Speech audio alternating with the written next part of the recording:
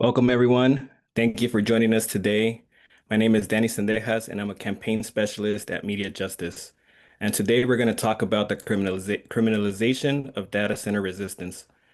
You've probably heard about this, but before we get started, we do want to make sure we let folks know that we have live captioning available today.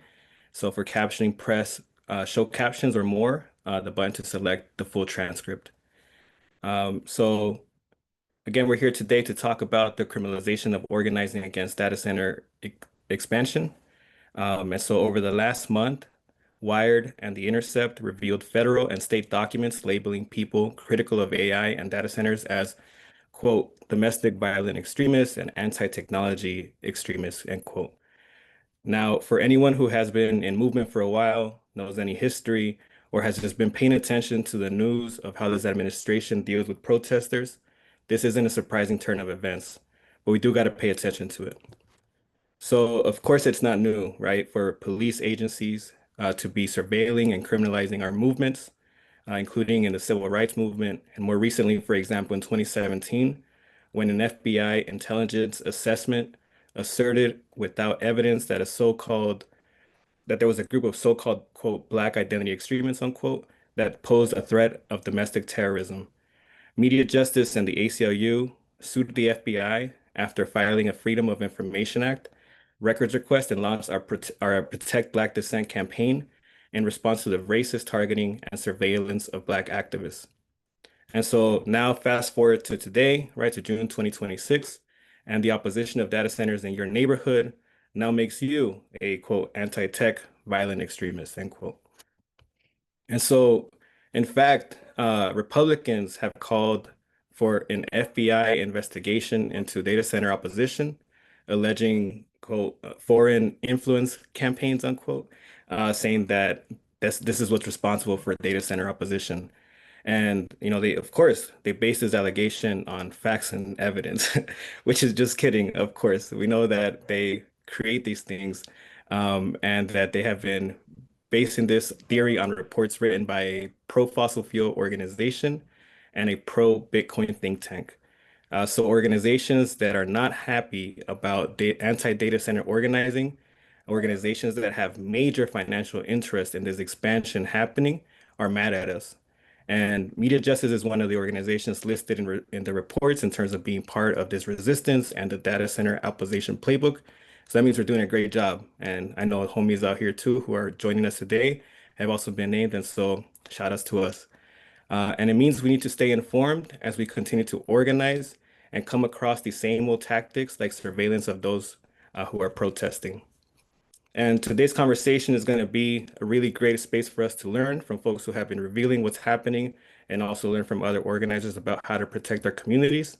And we're going to kick off today by getting the facts from one of the reporters who broke the story on the recent federal surveillance escalation of this organizing. So I'm going to hand it over to our head of programs, Jacinta Gonzalez, who is going to interview one of the Intercept reporters who broke the story, Sam Biddle.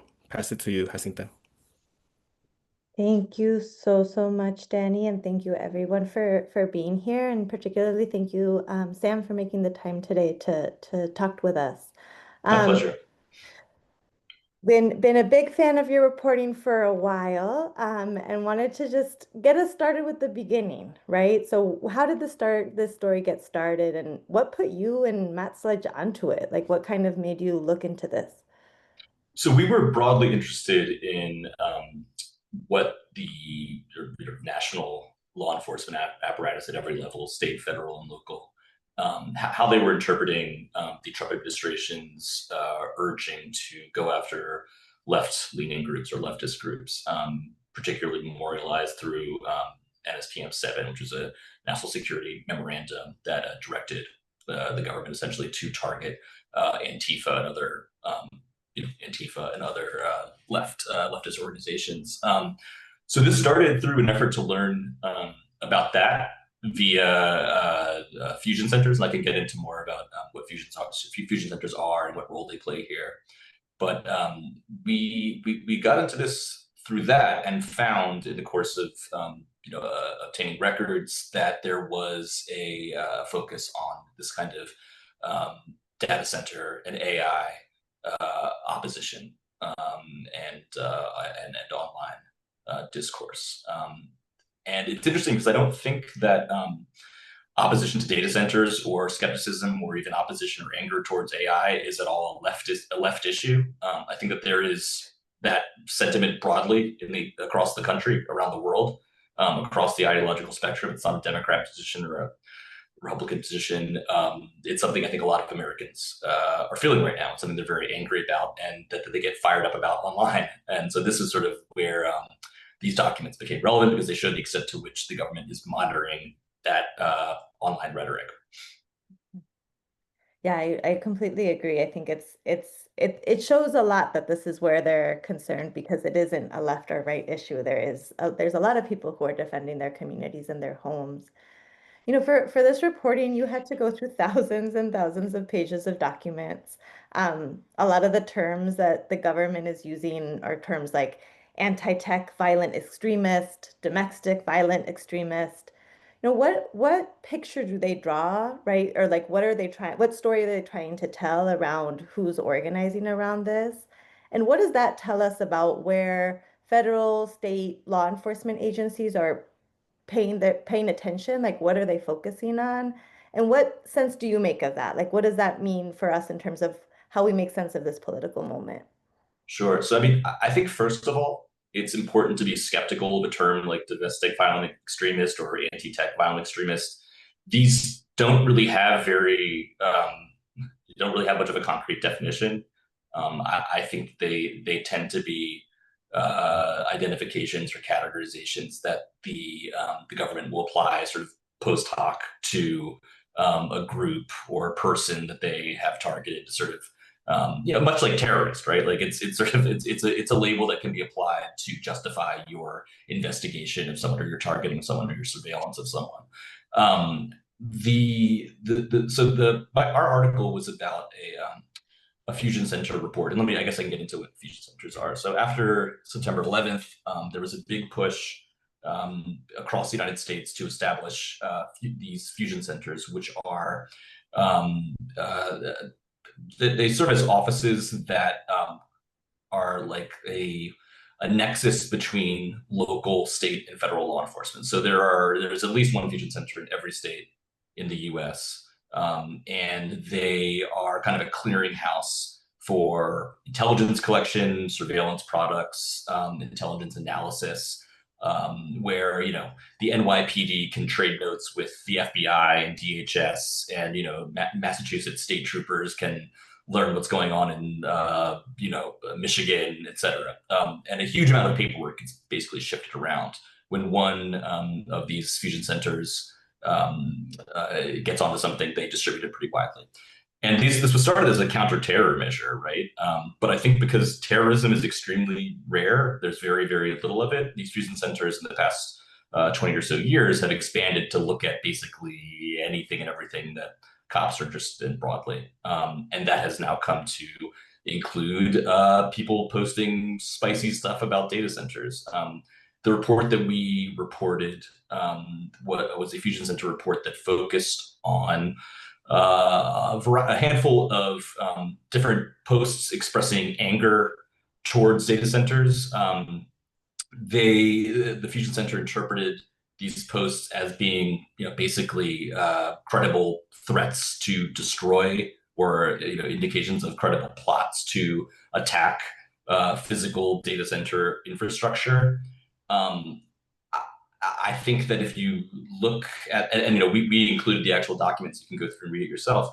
I think if you look at these posts, you will probably agree that much of it is not serious. I mean, you have people talking about using electromagnetic pulses to destroy data centers, which is something from like a science fiction story.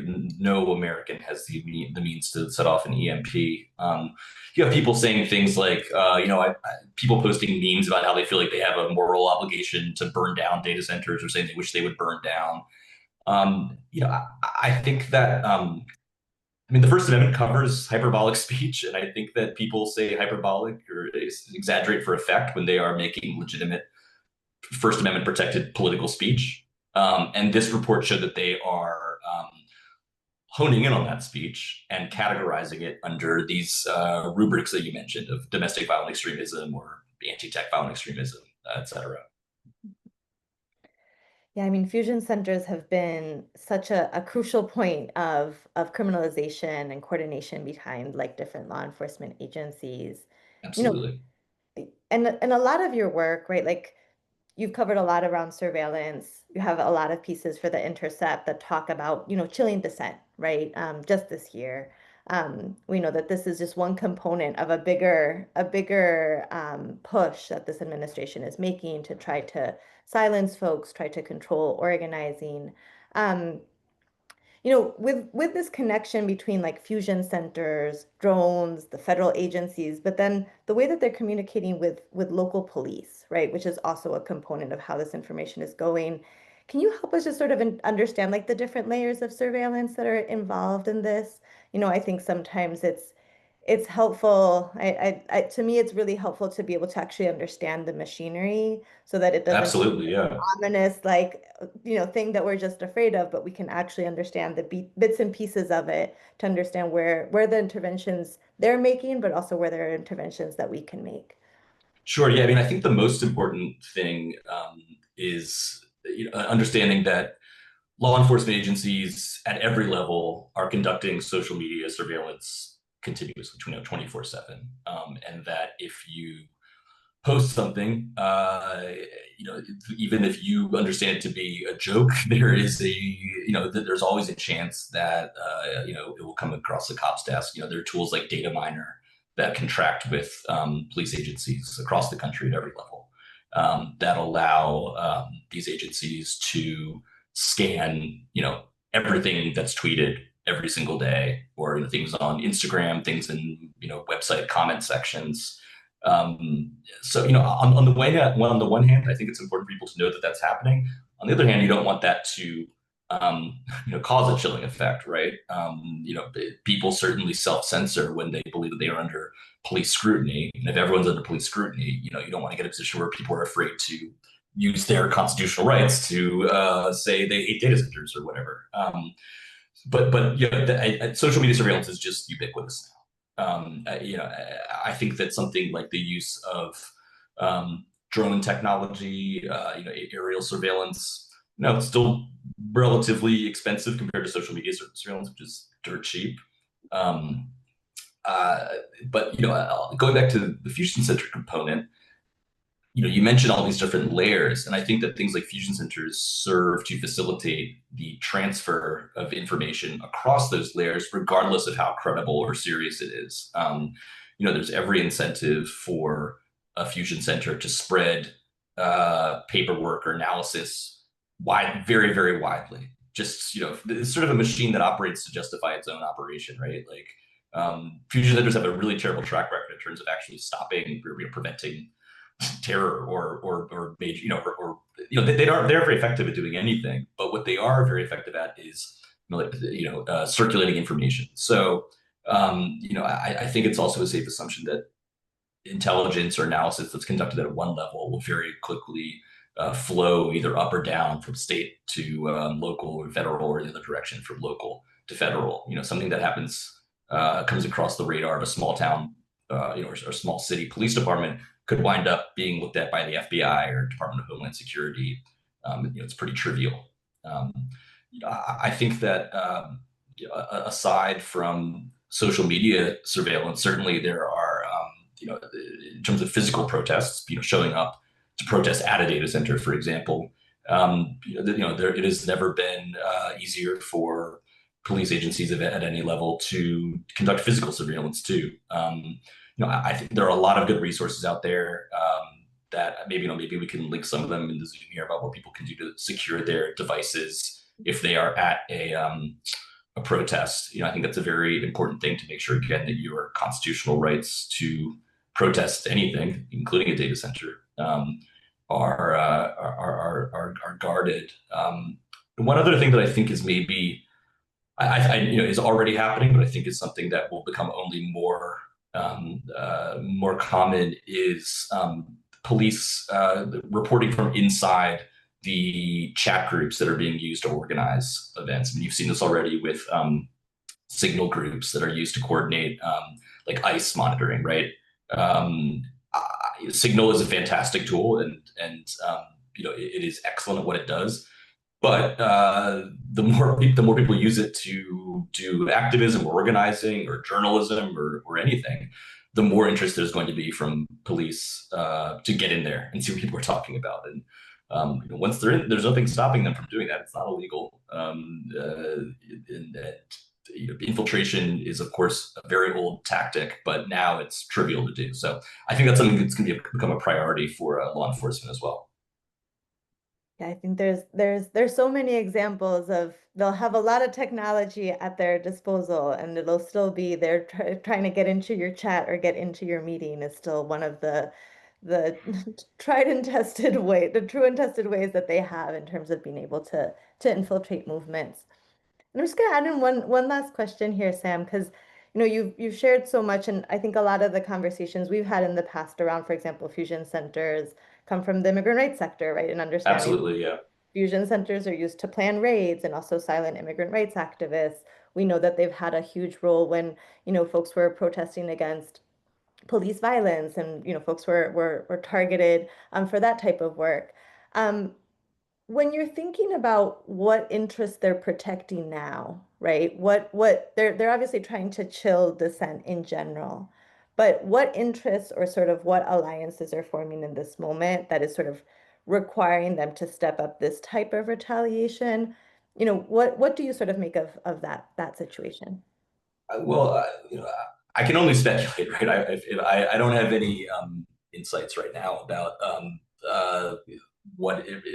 beyond what's been reported publicly about what's motivating this. But I think it stands to reason, based on what's in front of all of us, that there is a serious closeness between the tech industry and the White House, and you see the major artificial intelligence research labs sort of tripping over themselves to ingratiate themselves with the White House in order to maintain access to federal contracting. Um, Obviously, Trump has surrounded himself with people who are broadly pro AI and pro data center. I think there was we had like a screenshot of a headline a few minutes ago, showing how the administration has gotten in on the completely baseless idea that this is somehow a Chinese psyop or whatever. So I think it's a pretty. I think the most likely explanation is that there's a pretty standard and age-old partnership between the state and industry to protect their mutual interests. Again, I think it's being sold to the public as kind of anti-left um, policing, because I think that's probably that plays to the Trump administration's base. It's easier to sell this kind of thing if you're saying you're going after lunatic anarchist terrorists or whatever. But I don't. Again, this is not partisan, right? Like I think this alliance between the police and business is as old as the very very old. Suffice it to say, Oh, and there's a point. yeah, and transcends party lines or party ideologies. Perfect. Well, thank you so much, Sam, for being here with us. We are at time and have a lot of also amazing panelists here, but want to encourage folks to add any questions to the question and answer chat. And thank you again so much, Sam, for your time. Thank you so much for having me. Over to you, Danny. Awesome. Thank you so much, Jacinta and Sam, for that conversation and for grounding us in the moment we're in. I do want to acknowledge that I think we're going to try to figure out ways for folks to be able to message everyone. But if you have questions, make sure to use the Q&A function, and that way we can track your questions. We will have a section at the end where we'll have time for you to hear from y'all as well. So now we're going to shift over to our panel. We're going to continue the conversation with some of our movement partners. So joining us today are Darakshan Raja, the founding executive director of Muslims for Just Futures, Nadia Ben Youssef, advocacy director with the Center for Constitutional Rights, and Brooke Floyd, director of programs and community-led governance initiatives at People's Advocacy Institute. So I'm so excited to hear from you all. And again, please drop your questions in the Q&A. Darakshan, I'm going to start with you. So The state has a long history of declaring, wars to give itself permission to surveil and criminalize people. There's been the war on drugs, there's been the war on terror, right? The war on migrants. So, like now we're seeing this expansion. What's the purpose of a designation like this, like quote, anti-tech violent extremists, end quote, right? Like, and where does this fit in the longer arc of the criminalization of our communities?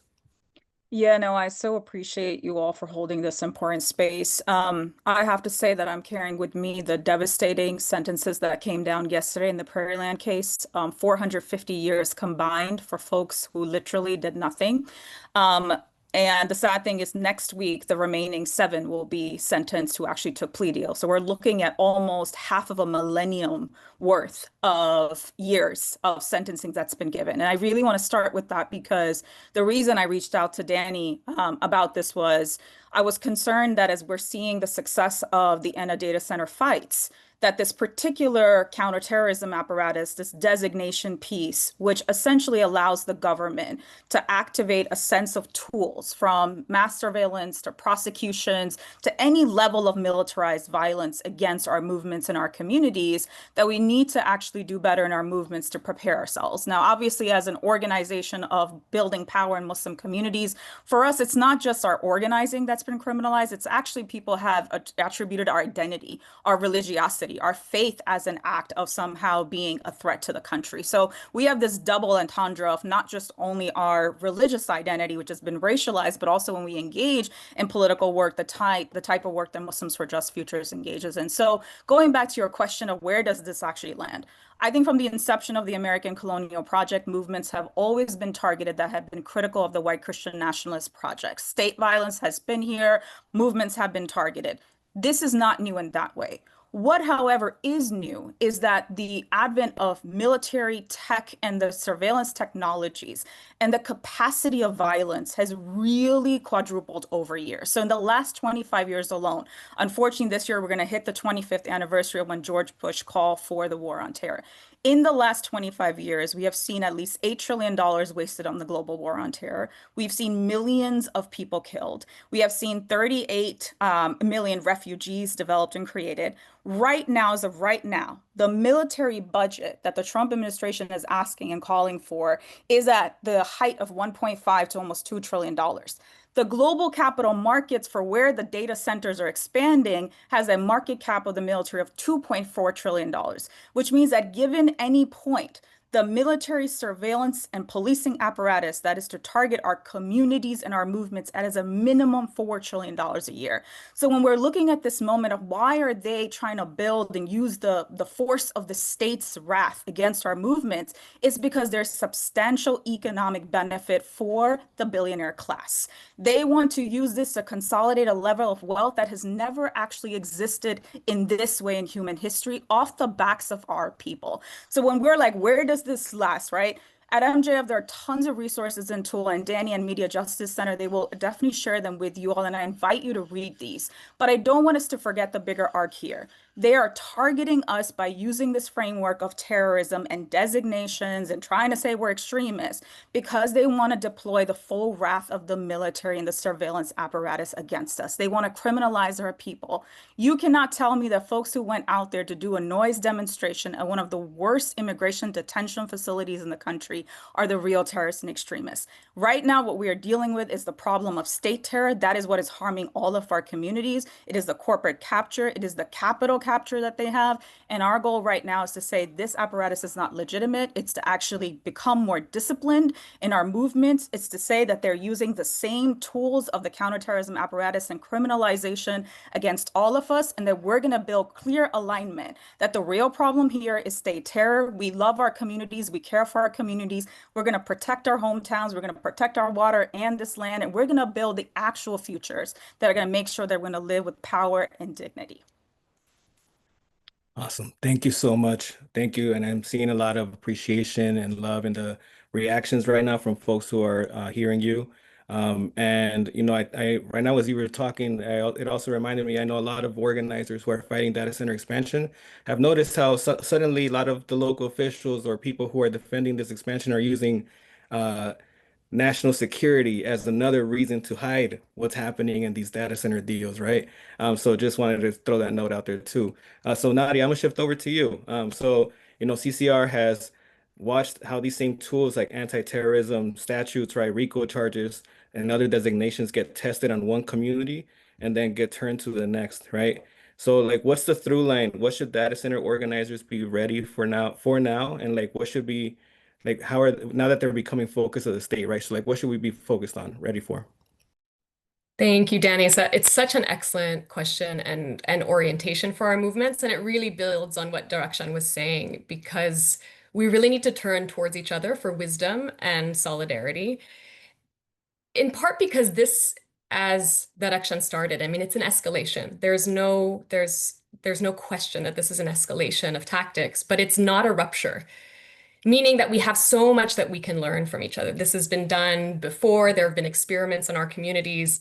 And so I think whether we're on the front lines or whether we're part of the broader infrastructure of support, lawyers, journalists, teachers, we need to turn towards that history. And in preparing for tonight, I was looking at CCR's, 60-year history. And it can really be distilled as a commitment to standing alongside those that the government has deemed threats, terrorists, extremists, as Darshan was saying, and Sam before. For white supremacists in the South, Fannie Lou Hamer was an extremist threat for insisting on the right of Black people to vote and to self-determine. For colonizers, indigenous communities, the American Indian movement, who are insisting on sovereignty, are perceived as dangerous.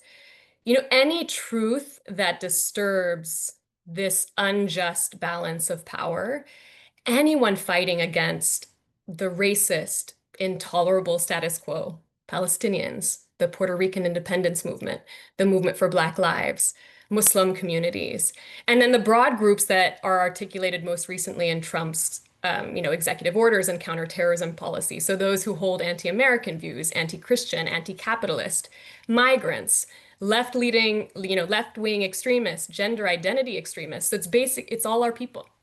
This is us. This is all of us, right? And I'm looking at Jonathan's question in the chat, being like, how can we not be? But in the eyes and the perspective and the ideology of the opposition, this is us. We're the threat to the project of colonial and capitalist expansion. So a couple of things, in terms of lessons and maybe one thing to share, and it's not to take away from the stakes that we're facing, because they're so real. I mean, widespread surveillance, people facing death by incarceration sentences that Darshan mentioned, people being killed in boat strikes in the Caribbean, in the name of confronting quote unquote narco-terrorism, right? The stakes are high. But it is true also that backlash is an indication of our strength and that we are winning. I'll talk a little bit later about the critical infrastructure laws that were passed in 2017, sort of in response to Standing Rock and Indigenous resistance. And it really becomes this kind of a back and forth. The movement progresses, social progress happens, and then there's a backlash, right? So a few things that I would want to share, to your question, Danny, about like, how can we get ready? I think understanding the origins of the terrorism framework is really important. Darshan is taking us into this 25-year history, but it's also a long history. And the first mention of terrorism in a federal statute was in 1969, dealing specifically with restricting humanitarian aid to Palestinians. That began the sort of conflation of Palestinian and terrorist, which has huge, huge implications. I was going to mention Scott too later, so thank you, Margaret, for that. But when we think about that origin story and just how long it has taken, generations, genocide, for the tide to turn on that kind of level of dehumanization, we really need to pay attention to that. And also how successful the opposition was in isolating Palestinians, exceptionalizing Palestinians, making it impossible, costly to support their freedom movement. And, they're still trying to do that. I think, another piece of news from yesterday is the sort of earthquake in New York City politics. So the tide is changing. There's like growth, but the costs are massive. But the lesson is to resist the siloing, Don't allow them to throw anyone under the bus because their calculation is that we will sacrifice each other and we have to refuse that. We have to refuse that. So understand the origin, resist the siloing. And then to Direction's point too, like criminalization and dehumanization is a long political project. It's motivated by profit and ideology. So we really need to understand the motivations of the opponent and the actors behind it. So this is an ideology that fears and rejects social progress and collective well-being, profit before people. I think that piece is really important. So understanding how that works. And then, of course, like get your people together, know your rights. We're sort of mentioning that now. Build trusting relationships across movements and with that infrastructure of support. So the lawyers, the journalists, the teachers, all of us need to be in this together. And I think getting coordinated now is the right time. Awesome. Thank you. Yeah, I totally agree. I think as we mentioned at the beginning, like a lot of the reason why this is happening is because of the success of communities across the country who are winning right now, right? And it's costing them in their bank accounts. It's costing, the big tech companies in their pockets. And so definitely the threat to their capital is a big part of it. And definitely we got to organize to be able to build power to defend ourselves. And you also mentioned Fannie Lou Hamer in this like context of this is not new, right? And so with that, I think I'm gonna transition to you, Brooke, right? This kind of surveillance is not new in Mississippi, right? It is something that's been happening for a long time. And like you and your work, you fought against the privatization of water, and now you're fighting against the expansion of data centers, right? So I'd love for you to share with us about your work, Jackson People's Assembly, like what have you learned about how to organize despite these conditions, and like what lessons can you share with us today? Um, Thank you for that question. And I echo the sentiments of my fellow panelists. I was happy to hear Fanny's name raised. In fact, we have T-shirts with her name on there, to do honor, of course, to our ancestors and those who fought before us. You know, I am a Mississippian, a Black woman that lives here, families from here, father's families from here. I am very familiar with all the things that my folks here, my people here, have had to live through and fight for. We are still fighting for the water. And in those fights, little things start to happen if you are out front, right? If you speak out against police brutality, if you speak out against dirty water, if you speak out against data centers, if you speak out against voting rights being taken from your people, you are automatically thrust into the spotlight, right? We are attacked. Our families are scrutinized. Everything we do, how we move, how we talk. The surveillance, I think, is overwhelming at times, but we come from a good stock, right? So we know how to do this. Our folks have laid out the playbook. Okay. They met in churches, in fields, in barns, in the middle of the night. They got messages long before we had the use of phones and technology, and they were able to still organize. And I think one of the main things, we are the Blackest state in the union, right? So if you push back against anything here, it's a problem because we are not in charge. And so speaking up for what is right, that oftentimes comes with a cost. But that doesn't mean you stop speaking. And that doesn't mean you stop screaming at the top of your lungs. I'll give you an example. 2 weeks ago at a voting rights rally, I spoke to our land being sold to the highest bidder while poisoning us in the process. I did not mention data centers. I did not even bring that up. But in the South, we like a saying, a hit dog will holler. And on my LinkedIn page, I sure got some dogs looking from those data centers. So I didn't mention you, but that's where you went to look, right? I think people that lead the work here know that whatever we speak out against, whatever we fight against, we are putting ourselves at times in harm's way. I think that is a burden that I would take on any day. Because at the end of the day, you're fighting for your people, you're fighting for your children, you're fighting for your family, you're fighting for your friends. We all know each other here, is the other thing. I love that I can go to the grocery store and I see my fourth grade teacher or a parent of one of my friends from middle school. And they're asking how I'm doing, how are you, what's going on? Because of those community links, because of those bonds, we know we have to look out for each other. We know we have to stand up for each other. We know when one of us is under attack, then the rest of us have to rally around.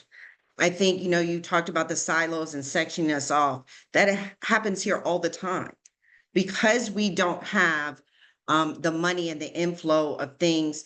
Smaller organizations, people that speak out, they're going to come for you and they're going to do it by the way of, oh, well, we can offer these granting opportunities for this group who's keeping their mouth shut, or we can fund this work over here and you all will be starved out.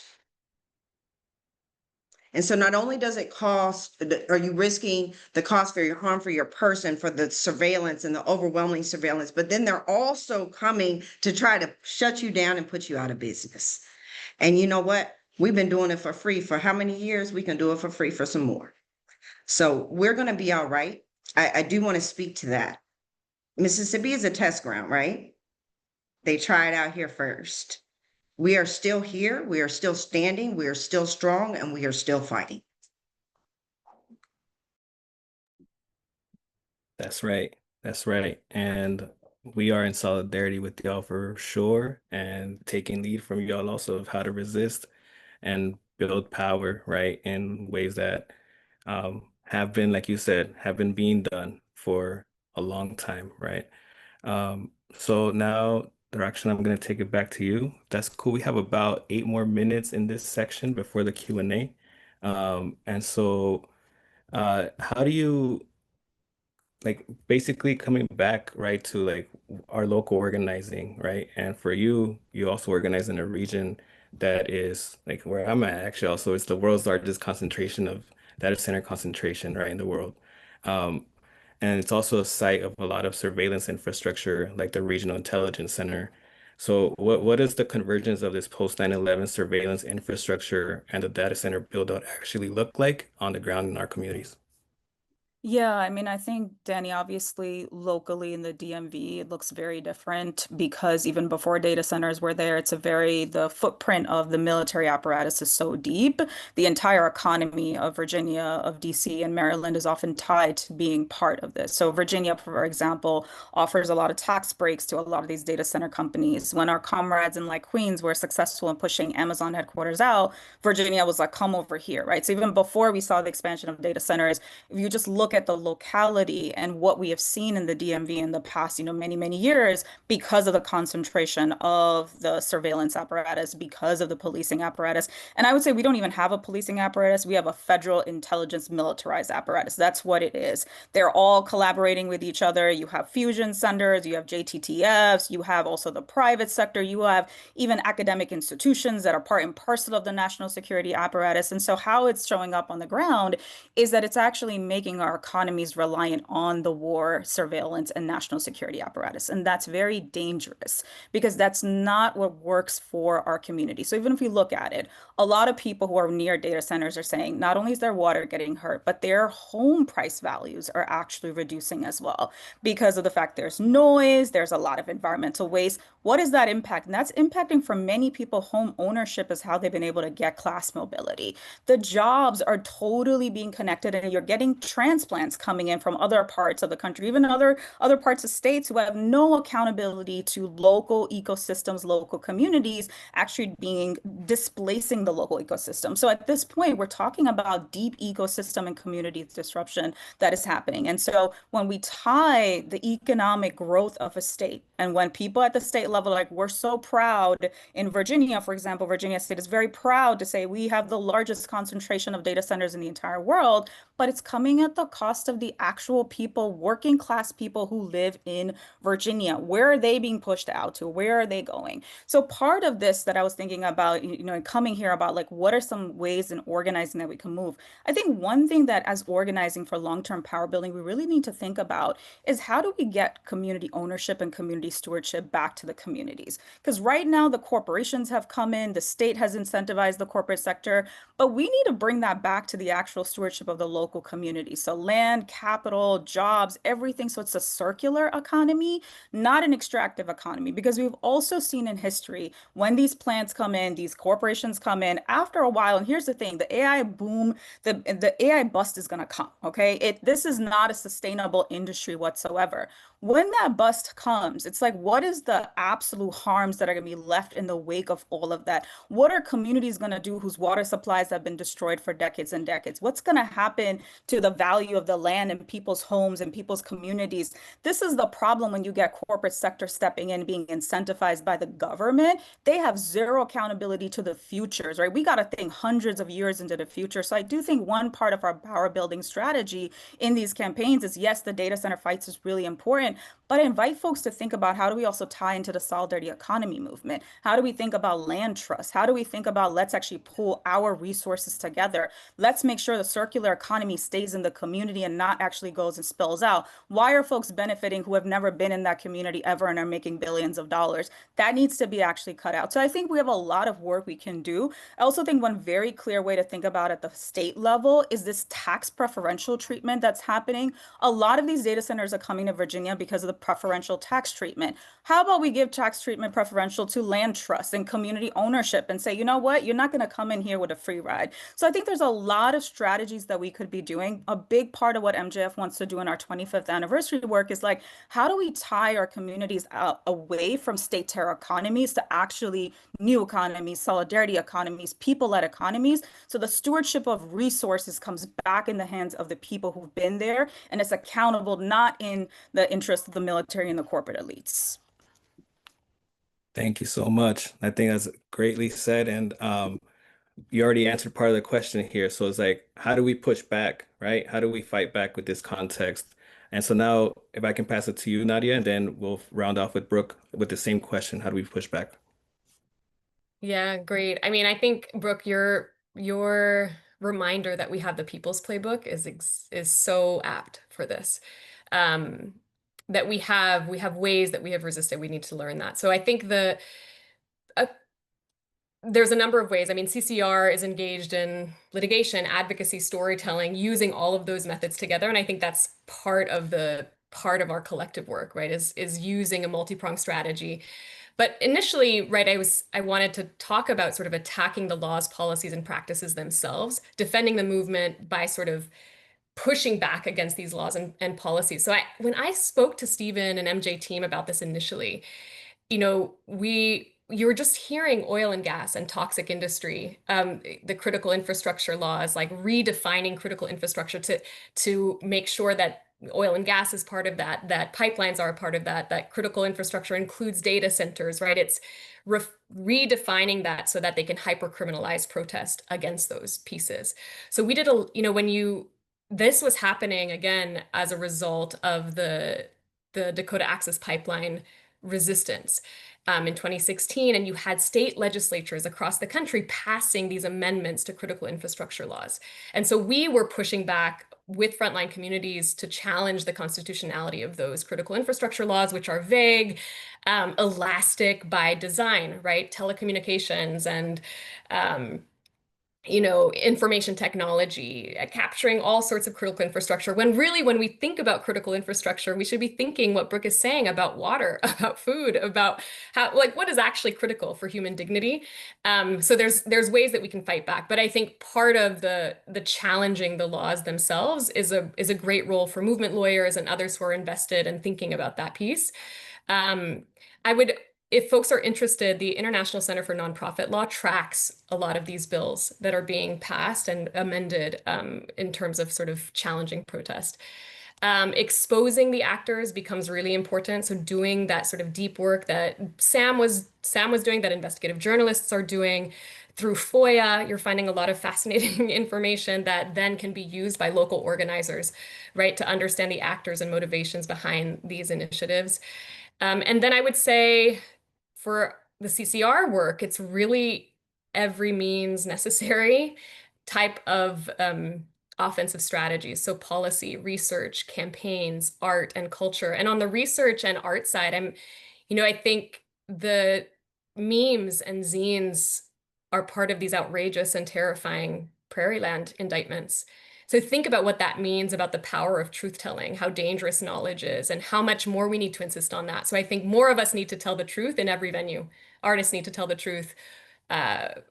Writers, educators have to tell the truth. On the policy side, two things we've been thinking about, especially with my colleague Brad Parker, is really pushing the wedge and broadening the we.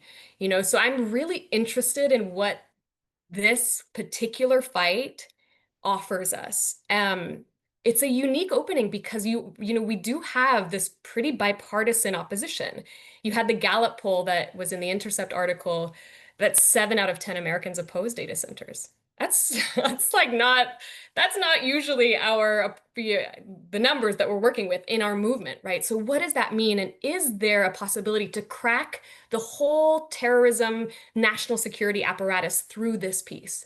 To say it is absurd, this is an absurd situation to characterize dissent and pushbacks of protests as terrorist, as national security threats, etc. So I think we have to think about that. And then putting forward the affirmative vision. So in our political demands and in the policy vehicles that we propose, articulating really what it is that we want. So I think that's what Direction is encouraging us to do. So it's not just what we think is possible. So limiting the footprint of the data centers, or thinking about emission standards or percentages, or like, what are we actually fighting for and demanding that? There's some questions in the chat about solidarity, which we can talk about, but I want to lift up again Scott Nakagawa's recent article on his Substack, which is really great, called The Anti-Authoritarian Playbook. But he says solidarity is not a feeling. It is about strategy. It is about what we learn from each other and put into practice with each other. So incredible organizing has happened at the local level, hyper-local level, parish council level, against oil and gas and toxic industry. Really creative, beautiful, sacred ways of pushing back. And that needs to be part of our learning now too, and our strategies. Finally, I would say CCR is an internationalist organization. We know that the actors we're fighting against are global actors. This is not a US domestic issue. So I encourage us also to consider what we can learn from transnational organizing efforts and the international spaces or norms that can be leveraged at the local level. So there's a really robust work that's happening at the international level on business and human rights and challenging corporate abuse. And so what does that look like to bring human rights norms into the local organizing? And I think part of that, understanding that there's a massive global alliance that's fighting back against data centers, against, the billionaire class and tech industries, and it's a recognition that we are the multitude. CCR is the Center for Constitutional Rights. I saw that question pop up. Thanks. And I can wrap us up. Echoing what everyone said, I also, I think people don't understand the power that they hold. And I think getting folks to understand that, number one, of course, joining together, but also just individual power. These people that are in offices work for us. Even if you didn't vote for them, they still work for us. Your tax dollars pay for them to be in the positions that they are.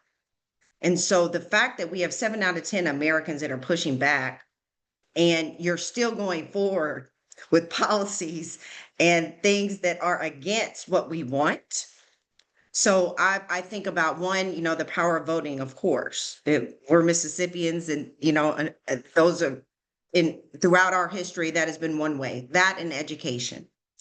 And so with our people's assemblies, through our coalition work, through Mississippi Rapid Response Coalition, through every other partnership that we have, we educate first, right? You got to let folks know what's happening. Two, people, do you want clean water? Do you want to be able to go out in your backyard and sit without listening to a machine sound 24 hours a day, which is what we are seeing in South Haven, Mississippi, who just tried to file suit against Elon Musk, and the DOJ has stepped in, right? So we are seeing this, we are fighting, that's why they're reacting, but we're immediately seeing pushback. And so we have to join forces, talk to your neighbors, talk to people at the gas station, talk to people at the grocery store. I think we have to go back to our old school tactics. We are used to doing so many things online. And yes, that is wonderful for getting, it out, national. But even with those national partners, I talk to folks in other cities and towns that are going through the same fight to see how they navigated it and what came through. Now, Mississippi, our ballot initiative process was taken away from us. And so the community cannot come together and force those people over there at that building that I don't really care for that much to do what we want them to do. But there are other ways. People like to hold on to power when they have it. And so if you are in office and you are not listening to your constituents, to the people that put you there, we as a community owe it to ourselves to go put our foot on their neck and make them do what we ask them to do. And then join forces with everybody else that is upset and does not want this here. I heard, what do we actually want? We want the ban. We don't want it here. Mississippi is a rural state. And even in this city, our city is like many of you, where most of you live, Jackson is not a large city. And I spoke to knowing folks, knowing people from years ago, and they recognize you. This is going to harm, Mississippi has a lot of things. Mississippi has two wonderful things going for it. It's people and it's land. This directly harms both of it. And there is no price, there's no amount of money, let me say this, that is worth the human cost, right? At all, period, end of discussion. If we know they already don't care about us here. They refuse to expand Medicaid so folks can have health care. They refuse to allow our folks to have access to healthy, sustainable options for food, to be in a place where, in a position where they can afford adequate housing, quality housing. They continue to push back on this. So if they didn't have our best interests at heart then, we know they don't now. And so that has been the sentiment across the board. Like, these people are not listening to us. We're telling them we're doing this. And so we are joining, whether we're joining with farmers, we're joining with neighbors, we're joining with community leaders. We are joining with everyone possible, because in a cash-strapped place like this, revenue and the potential thought of it with cheap land, we are sitting ducks. They are coming for us. And we know this, and we have to make sure that our folks understand what the cost will be if we fall for it. That's right. Thank you so much. This is, I feel like, a fight that has, I think, shown a lot of our communities the threats that exist whenever there's corporate and public collusion, right? That is done behind our backs, and also the opportunities to build real power, people power across political spectrum, across ideologies, et cetera, because we are here to protect our communities and our earth. And I do want to be mindful. We're almost at time. I want to bring Sam back real quick for just a quick Q&A, because we are just going to wrap up also with some resources that we want to share with folks.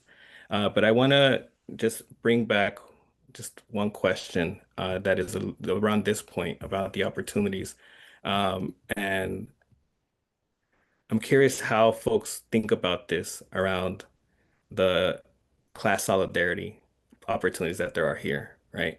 And so from your, point of view, from your work, what have you seen in this fight that goes to that point of class solidarity? And what opportunities do you think that we should be exploring moving forward in this aspect of protecting ourselves from criminalization, right? I think that dispelling the terrorism aspect was really powerful. So is there something else there? And let's keep it to like 1 minute and answer if that's okay. Who'd like to start? Well, I can speak to just working in the water work previously, and our whole city, was affected. It didn't matter what side of town you lived on. It didn't matter what color you were. It didn't matter who you worship, where you worship. And being able to connect with folks on that, we wanted clean water. We wanted our infrastructure fixed. And we knew that Jacksonians had borne the brunt of a poorly funded water system since 1965, right? And so with that was all it took. Now, since then, of course, folks have split on how they want to see this water handled, who they want to see in charge. But at the beginning, it was for that. I think we are in that moment here, right? I have seen across the board the people that come out to these community meetings, and everyone is from all spectrums of life. And I think that's so important because there is something we can agree on. Humanity is not lost. We all there's one thing we can agree on, and we don't want this here. And so I just think for me that is something to capitalize on. That is something to broaden your coalition space for. That is something, and it may not be your core group, right? You may not hold that core meeting with all these folks, but you bring them into this discussion to plan out these strategies and fight back.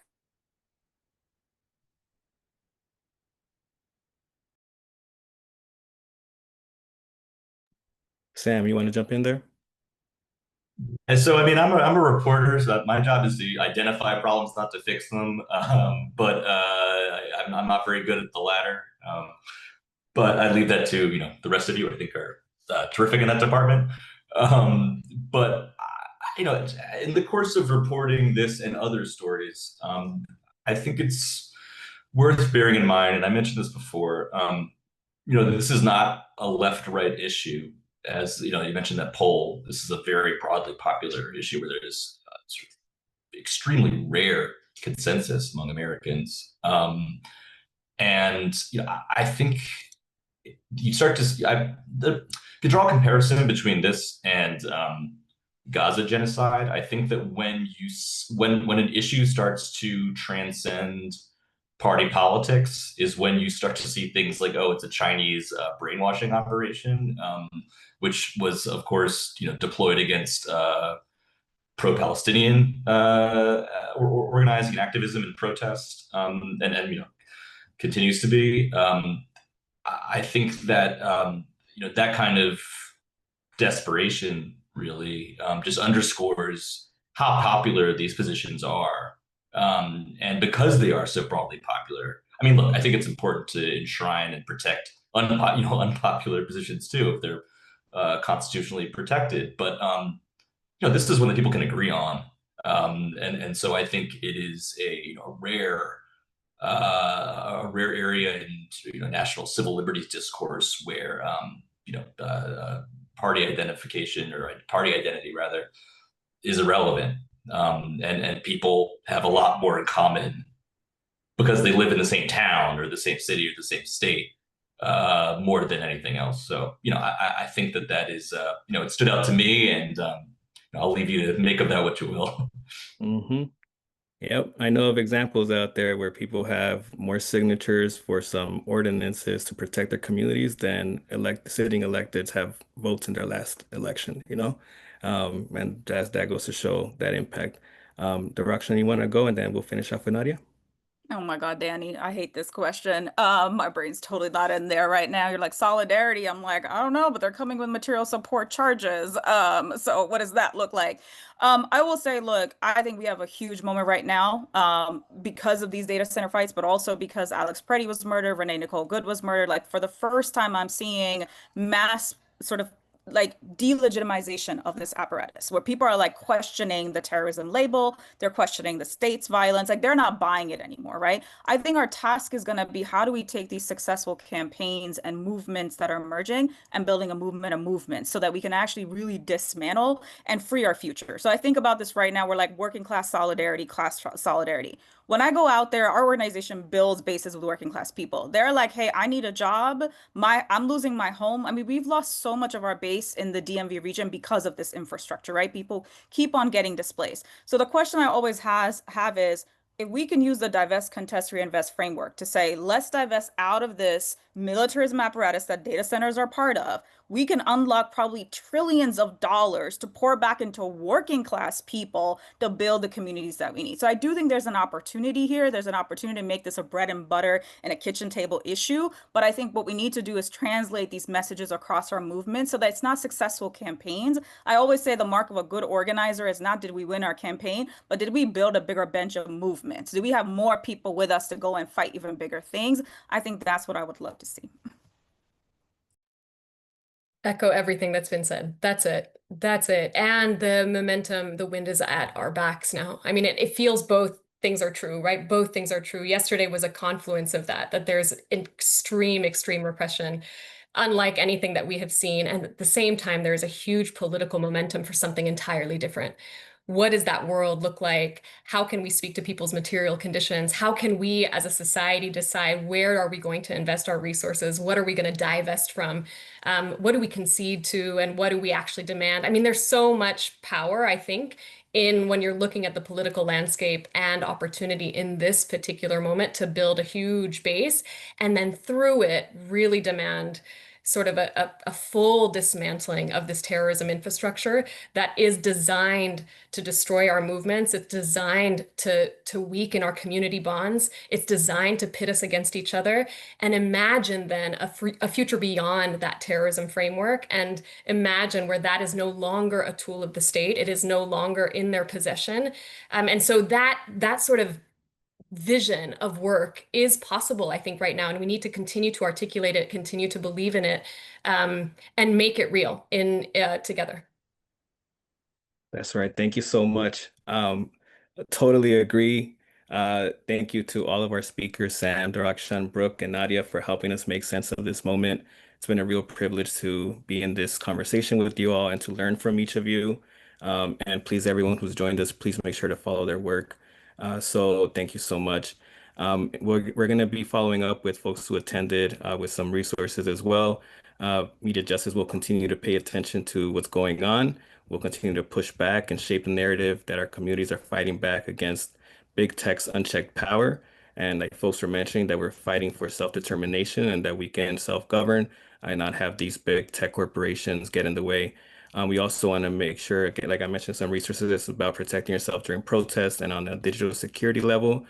Please check out these resources and make time to discuss them with your fellow organizers.